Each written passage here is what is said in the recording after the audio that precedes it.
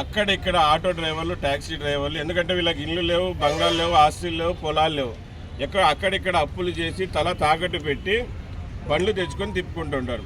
ఇప్పుడు ఫ్రీ బస్సులు వదిలితే ఆడవాళ్ళు, మీ అందరికి తెలిసిందే, ఆడవాళ్ళు అంటే బడ్జెట్ పద్మనాభం.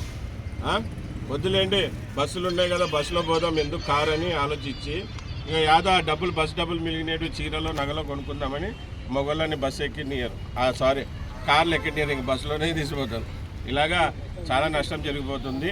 అలాగే చిన్న చిన్న ఊర్లలో, చిన్న చిన్న గ్రామాలలో 100, 150, 200, 250 ఆటోలు ఉంటాయి.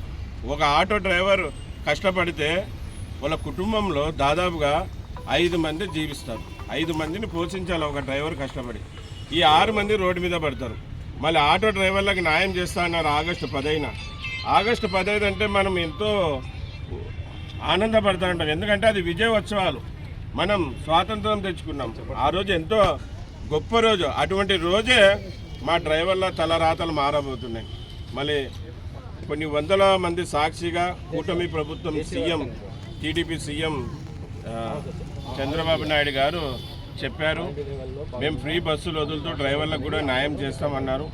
మళ్ళీ డ్రైవర్లకి న్యాయం చేయకుండా వాళ్ళకి డ్రైవర్లకు అన్యాయం చేస్తే చలో రాజు